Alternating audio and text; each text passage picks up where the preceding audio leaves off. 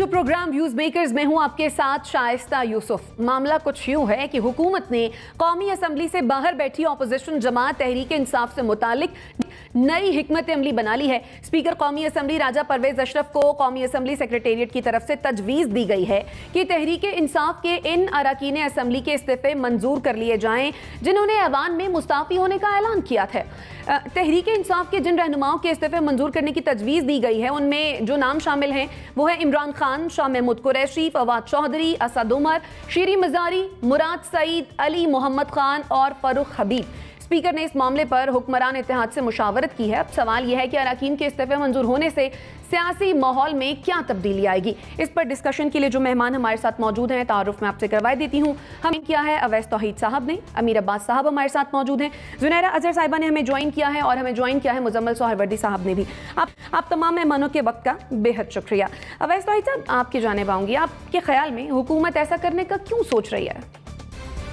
देखिए, एक कमज़ोर मखलूत हुकूमत है और इमरान खान साहब की तहरीक इंसाफ से या इमरान खान साहब ने एक सियासी गलती तो की कि पार्लिमान से वो मुस्ताफ़ी हो गए और ये एक कार्ड है जो हुकूमत के पास है कि जी 7-8 अरकान जिन्होंने असम्बली के फ्लोर पर मुस्ताफ़ी होने का ऐलान किया था उनके इस्तीफ़े मंजूर कर लिए जाएँ। गुज़िश्ता 1-2 रोज़ कबल जो है वो ख्वाजा आसिफ थे, राजा परवेज़ अशरफ साहब के साथ और लोग थे इत्तेहाद के, जो मखलूत हुकूमत की इत्तेहाद है, और फ़ैसला यही हुआ कि जी 7-8 अरकान का आप मुस्ताफ़ी जिन्होंने किया था अपना ऐलान फ्लोर पे उनको आप मंजूर कर लें इस्तीफ़ा। तो इससे ये होगा कि एक तो जो 2-2 सीटों वाली इत्तेहादी जमातें हैं उनकी ब्लैकमेलिंग से समझते हैं कि बच जाएंगे, और दूसरी तरफ खान साहब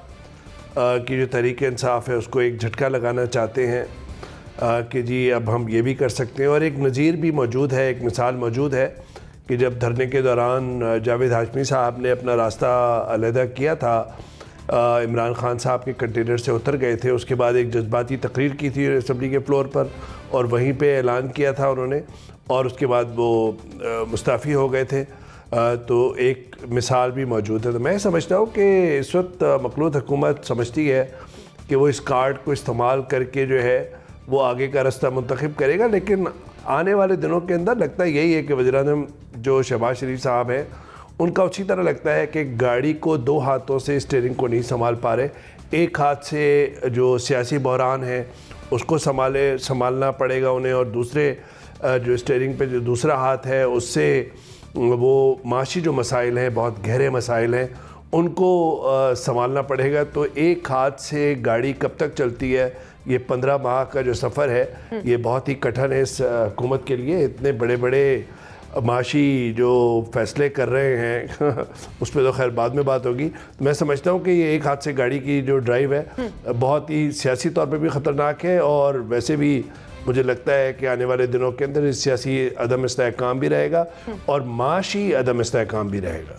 ठीक है अमीर अब्बास, इत्तेहादियों की ब्लैकमेलिंग से बचने के लिए आपके ख्याल में हुकूमत की ये हिकमत अमली कामयाब रहेगी? जी बिल्कुल कामयाब रहेगी। खासतौर पे असलम भूटानी साहब की जो स्टेटमेंट सामने आई उसके बाद एमक्यूएम की तरफ से तो बड़े वाज़ेह अल्फाज में वसीम अख्तर साहब ने कहा कि अगर हमारे मुतालबात तस्लीम नहीं होते तो हमें सोचना पड़ेगा, यानी हमें रिव्यू करना पड़ेगा अपने फैसले को, और फैसला यही था कि हम हुकूमत के इत्तेहादी बने थे। इसी तरह से JUI फे जो ज़बान सिंध में इस्तेमाल कर रही है, सेक्रेटरी जनरल राशिद सोंगो साहब ने जो प्रेस कॉन्फ्रेंस की जिसमें उन्होंने कहा कि जरदारी को भगाएंगे तो सिंध को बचाएंगे, अब चोर हैं, ये डाकू हैं, इन्होंने इलेक्शन लूट लिया है। तो वहाँ से भी पीपल्स पार्टी को भी एक तरह से है कि ये आगे हमें बिला वजह से इरिटेट ना करें।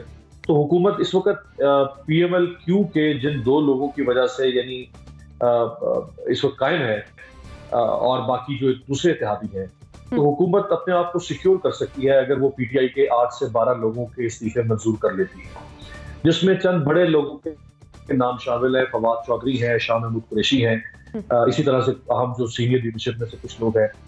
एक तो इनको हुकूमत न्यूट्रलाइज कर देगी इनके इस्तीफे मंजूर करने से, दूसरा वो इन पर ज़िमनी इंतखाब करवा के और बआसानी अपनी पोजीशन को मजबूत कर लेगी। लेकिन اس فیصلے کا تعلق ہے 17 جولائی کے ساتھ. جب تک 17 جولائی کا الیکشن نہیں ہوتا، اس الیکشن کے نتائج سامنے نہیں آتے، تب تک حکومت آرٹ چھوڑ کے ایک بھی استعفیٰ منظور کرنے کی حماقت نہیں کرے گی.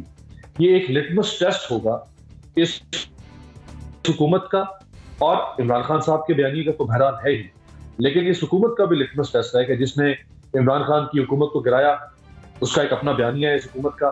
وہ بیانیہ کس حد تک کامیاب ہو رہا ہے، لوگ اعتماد کرنے کو تیار ہیں یا نہیں. قبض کے ایشوز ہیں، لوڈ شیڈنگ کے، انہوں نے دیکھیں 1 مئی کو کہا تھا لوڈ شیڈنگ ختم کریں گے، نہیں ہوئی. پھر 1 جون کو کہا تھا، نہیں ہوئی. 1 جولائی کو کہا تھا، نہیں ہو رہی ہے 1 جولائی تک کی لوڈ شیڈنگ کا خاتمہ. مہنگائی آپ دیکھ لیں، پیٹرولیم لیوی کے اوپر پھر سے جو ہے وہ ایک نیا مہنگائی کا طوفان آنے جا رہا ہے. سو اگر یہ حکومت 10 سے زیادہ سیٹیں یا حتیٰ کہ 10 سیٹیں بھی حاصل کر لیتی ہے تو میں سمجھتا ہوں کہ اس کی یہ بہت بڑی کامیابی ہو. اور اگر یہ 10 یا 10 سے زیادہ سیٹیں حاصل کر لیتے ہیں تو پھر یہ بآسانی عمران خان صاحب کے 8 10 12 لوگوں کا استعفیٰ منظور کر کے اور اس ضمنی الیکشن کو مینج کر سکتے ہیں. لیکن ضمنی الیکشن کو مینج کرنا سٹنگ گورنمنٹ کے لیے بہت آسان ہے. جس کی زندہ مثال 10 کا الیکشن جو عمران خان صاحب کے دور میں ہوا تھا، جس کے اوپر الیکشن کمیشن کی جو فائنڈنگ ہے وہ انتہائی ہوش کے اوپر فائنڈنگ. وہ آپ کے پورے نظام کو، آپ کی پورے اسٹیٹس کرافٹ کو، جو جس کی کنائنمنٹ شامل ہوتی ہے الیکشن کے نظام کو ریگ کرنے کے لیے، اور جو باقی مقتدر ادارے ہیں وہ کیا کچھ کرتے ہیں، وہ ایک آئینہ ہے اس رپورٹ کے اندر آپ کے لیے. سو حکومتیں مینج کر لیتی ہیں ضمنی الیکشن بآسانی سے، اور اگر یہ 8 10 12 سیٹیں خالی کروا لیتے ہیں تو یہ اس الیکشن کو مینج بھی کر لیتے ہیں. ٹھیک ہے زنیرہ، ممکنات میں کیا یہ بھی شامل ہے کہ حکومت قومی اسمبلی کی کچھ نشستوں پر دوبارہ سے انتخابات چاہتی ہے تاکہ اپنی پوزیشن مضبوط کر لے؟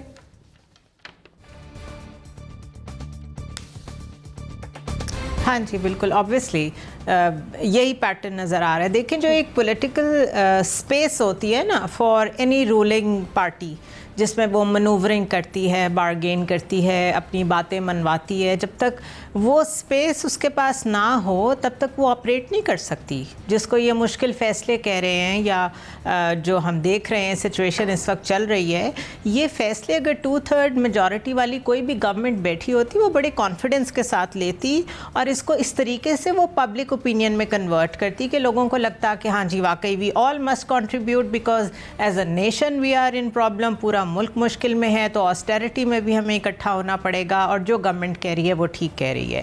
لیکن یہ وہاں ہوتا ہے جہاں ایک مینڈیٹ لے کے پراپرلی الیکٹ ہو کے ایک تو گورنمنٹ آئی ہو، دوسرا 2/3 میجورٹی ہو، چلیں 2/3 نہ ہو، ایک میجر میجورٹی ہو، کم از کم اتنی جتنی پیپلز پارٹی کے پاس تھی. لیکن اس گورنمنٹ کے پاس وہ اسپیس نہیں ہے.